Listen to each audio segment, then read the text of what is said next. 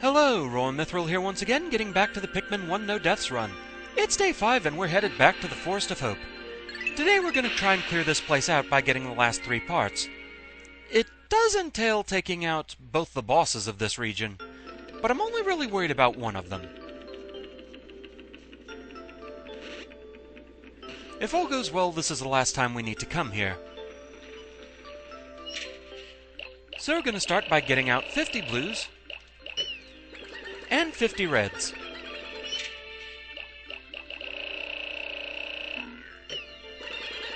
For the early part of the day, this shall be our army. So we're going to go ahead and try and nectar up a bit. We don't have any blue flowers, so we need to work on that.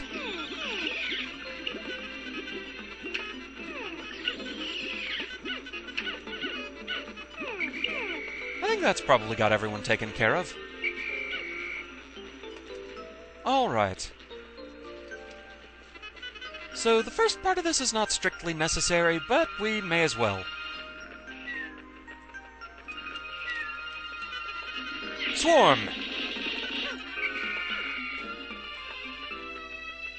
We're gonna deal with carrying him back later. Basically, we just want some food for the blues.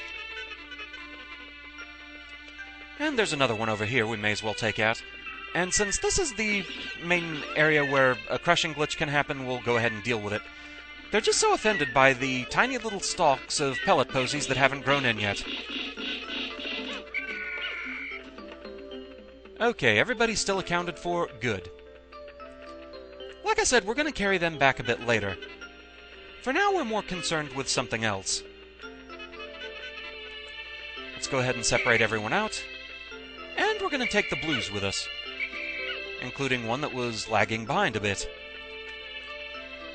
So the enemies in the water here are called wogpoles, but we don't really need to deal with them. They're completely harmless. What we do need to do is set 30 blues to work on building this bridge.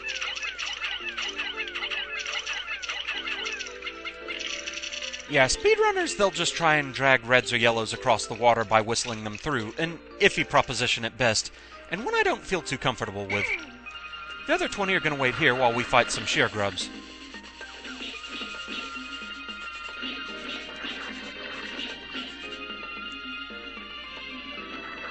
Yeah, there's a bridge here that technically we could have built earlier on, but if we did, it would have been broken by the time we got back here. Sheer grubs appearing will destroy bridges. At least in the first and second games. In the third game, bridges were instead made of sturdier things. And so once you built a bridge in the third game, it stayed built. Okay, so they're building both those bridges. While they're doing that, it's time to go confront one of the bosses, and where did I lose a red? There you are, okay. Another one that was lagging behind a bit. Must have tripped and stumbled somewhere, I guess. Come on. So this is why I wanted to completely clear out this area. Moving the box out of the way and dealing with all the bulb orbs that were here just makes this part a bit less tedious. Okay, I need everybody to safely cross this area. And it's time to deal with the Burrowing Snagret. Technically there are 3 of them. We're only fighting 1. This one over here. It has a ship part that we need. Basically, the Burrowing Snagret is RNG the boss. It has to come out of the ground in a very specific way to be able to fight it. And so far this one's not cooperating. If it does the quick lunge, get out of the way fast. You want it to get stuck in the ground as it's coming up. I'm not sure of any way to actually influence it to do that, but so far it is being super uncooperative. Oh, come on!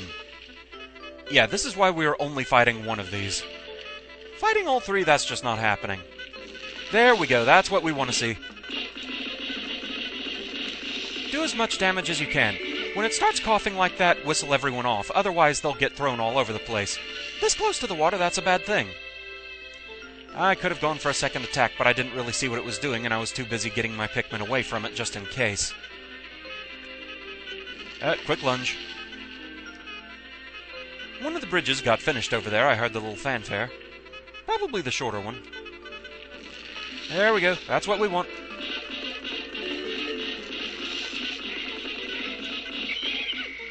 Not quite enough time to finish him off. This should be.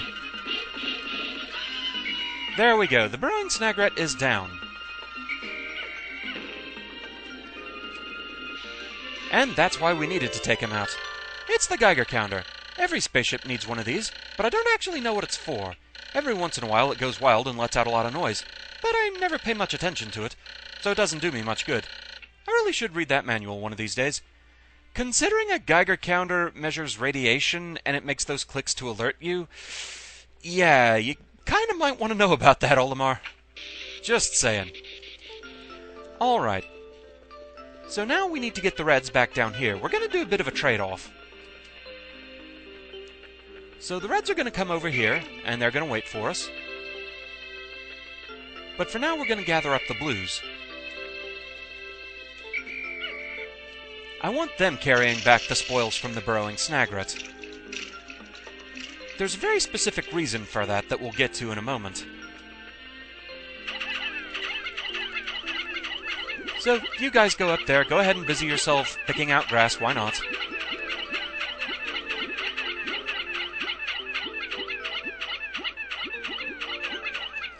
Okay.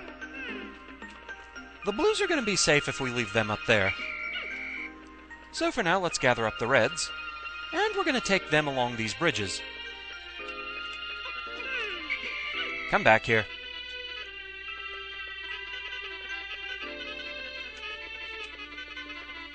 You just kind of want to keep the group together so they don't go over the sides of the bridge. I've found my Sagittarius. My son gave this to me as a present. It brings to mind visions of my son back home on planet Hokatite. Oh, to be back there right now. So 30 can carry that. So we'll gather up the remaining 20. Take them back along the bridges, just get them back to dry land.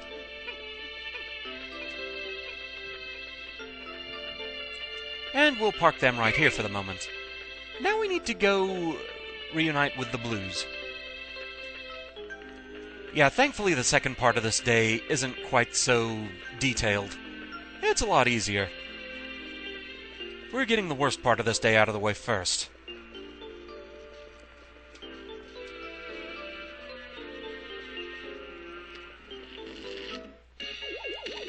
Okay, so the Sagittarius is back in place. As Olimar is left to fend with the birds. Sagittarius, this was a gift from my son. He must be very worried about me. So that's 11 out of 30. One more to increase the ship's capabilities. And, well, we know where that one more is. So let's gather all the Blues. And we're going to start them on carrying all this stuff back.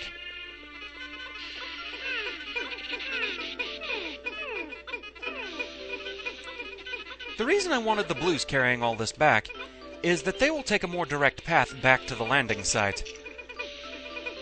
The Reds, since they can't go down off the cliff and into the water, they would instead want to go past the other two Burrowing Snagrets, and, well, that just really doesn't seem like a good idea, now does it? And neither does chasing the iridescent flint beetle.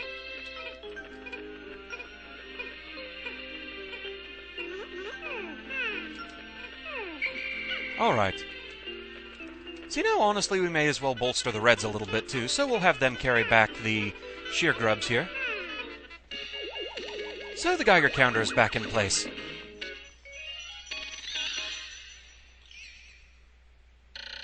Geiger counter. This noisy gauge is always letting off spontaneous clicks and buzzes.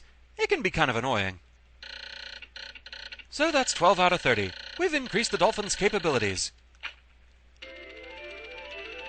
Truly glorious. It is a majestic sight. Kind of. Go ahead and carry back a couple of pellets, why not?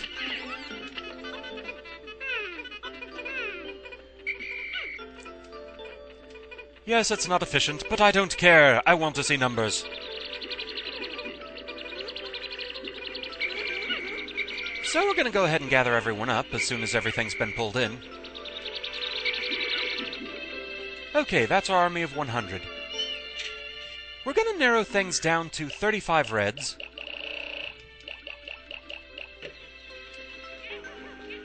and 60 blues.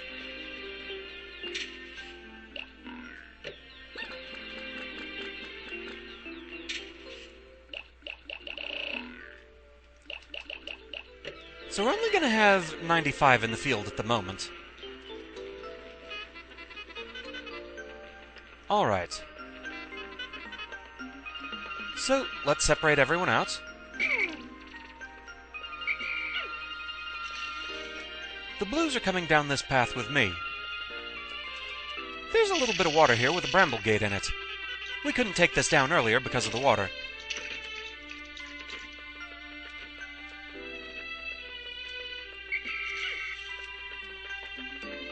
The 35 reds, they go up here to wait for us.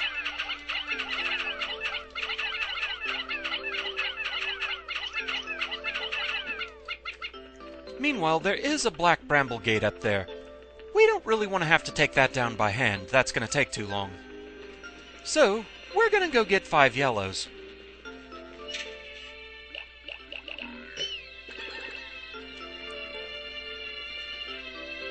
Bramble gates are vulnerable to bomb rocks, and they'll take them down a bit faster. A black bramble gate I think only takes 3 bomb rocks to destroy, but we'll go ahead and get 5, we may as well. Well, actually, we only have 4, but that should be plenty.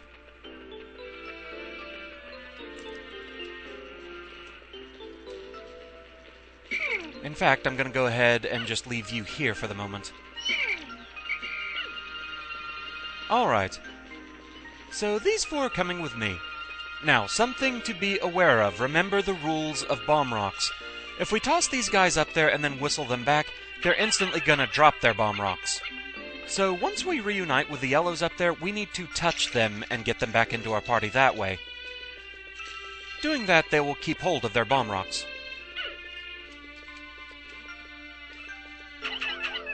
Demolition!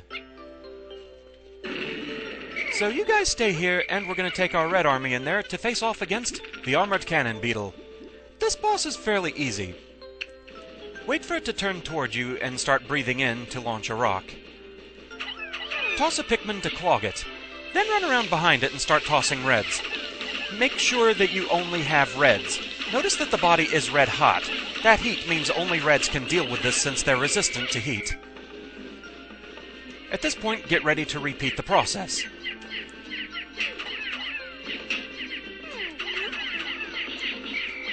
Call some reds off, get ready to toss them into place. If you're really fast about this, you can actually take them down in one pass. But if you have to take an extra one, it's not so bad. And it's down. And with that, we can claim... At last, my radiation canopy. This turns the harsh radiation of deep space into soft infrared rays that are easy on the body. I'll sleep like a baby once I get this back to the ship. So we're gonna go ahead and get the reds carrying this. Technically, you don't actually have to fight the Armored Cannonbeetle, but may as well. No real reason not to. So just so I know where they are, we're going to also have the yellows join in on carrying this back.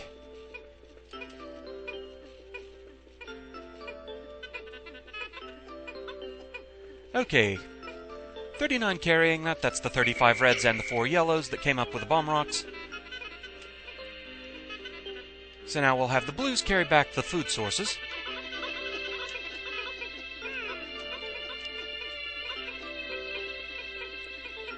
Okay. These 11 blues are going to come with us to carry one of the bulborbs we defeated earlier.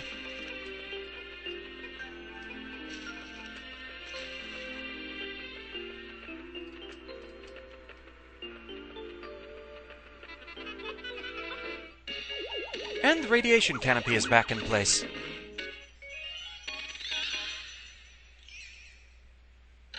Radiation canopy. I'll have to inspect it later to make sure it hasn't cracked. I'll be in for even more trouble if I have any radiation leaks. Well, at least you have that Geiger counter, and apparently since it's been clicking and buzzing a lot, you already have them. So that's 13 out of 30. We need 16 more before we can increase the ship's capabilities again. Meaning at that point we'll have all but one part.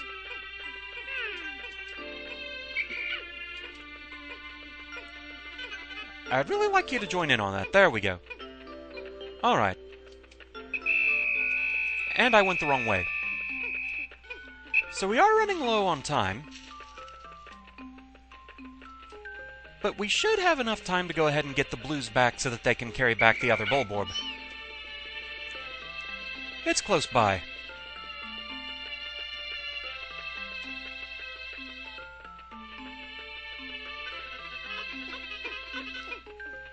I think there's at least one red in there, but it's definitely outnumbered by blues.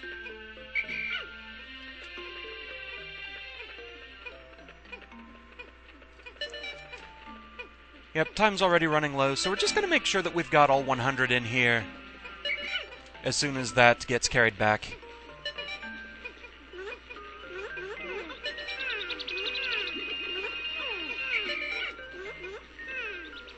Okay, indeed, all 100 are here. Excellent.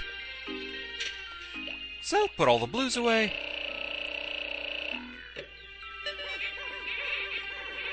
Put what few yellows we took out away.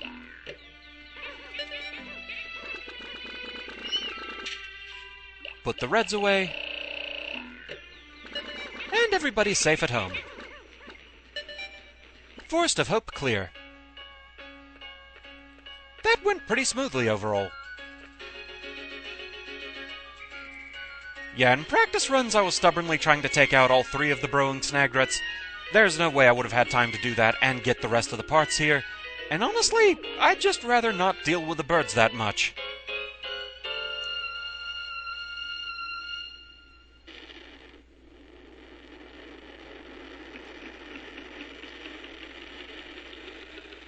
You win nothing and like it. 5 days since impact. I've managed to increase the range of the dolphin. Looking from the dolphin's portal as it launches ever higher into the sky, I see a vast wetland in the deepest parts of the forest. I shall call it the Distant Spring. I can begin exploration of it tomorrow. For now, I must sleep. So we sprouted another 106 Pikmin today, mostly blues, a few reds, and we've got 477 Pikmin so far. I'm not actually sure what the maximum number is you can have of any one color. I mean, it's obviously triple digit, whereas the complete total is 4-digit. So, I'd guess you could max everybody out at 999. I don't think I'm going to get anywhere close to that. But we've got some pretty good numbers going. 17 parts left to find, 25 days to do it. We're making good time. So with that, we're just going to go ahead and save here. And once we get back to the map screen, we have access to the Distant Spring. And so we'll pick things up again here next time for Day 6. With that, that's the end of this one. Thank you very much for watching. I hope you're enjoying the series so far, and I shall see you again next time. Until then, fare thee well. So not really anything extra to show here on Day 5, but something I do actually want to go ahead and cover. A lot of people commenting on the last video, the one at the Forest Navel, pointed out that what happened with the bread bug actually was not a glitch. It's something it's supposed to do. If the bread bug gets stuck, as it did there in the pool area near the Blue Onion, it's supposed to burrow its way out, and if it does that, it appears back at its main nest. In the case of the Forest Navel, it appears over near where the gravity jumper was. So, now we know. I wasn't going crazy with it just vanishing like that. It's actually supposed to do that. I'd never seen it do so before. It honestly wouldn't have surprised me too much if it was a glitch, but it's kind of nice to know that it's not. Now we know. Mystery solved.